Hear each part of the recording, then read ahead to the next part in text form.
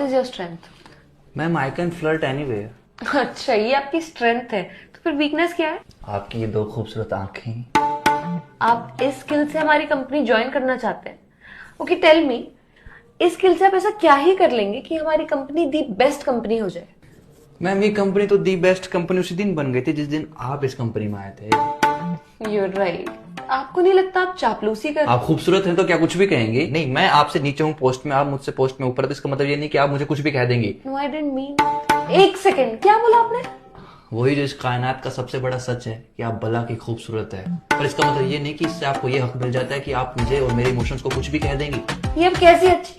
ये आप कैसी कैसी बातें कर रहे हैं? रोकिए खुद को।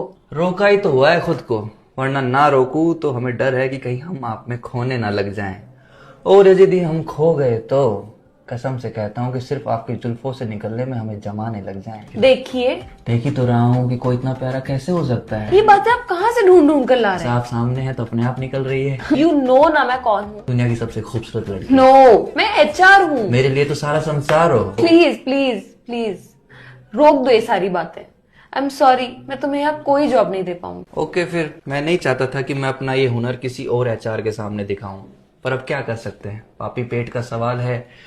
अब किसी की जिंदगी हो या कंपनी, अब उसमें जबरदस्ती तो नहीं रहा जा सकता ना।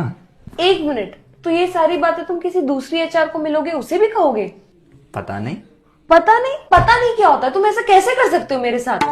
मैं तुम्हें कहीं नहीं जाने दूंगी। अब जाने भी नहीं दोगी, जॉब भी नहीं दोगी। You're hired। तो आसपास रहना मेरे।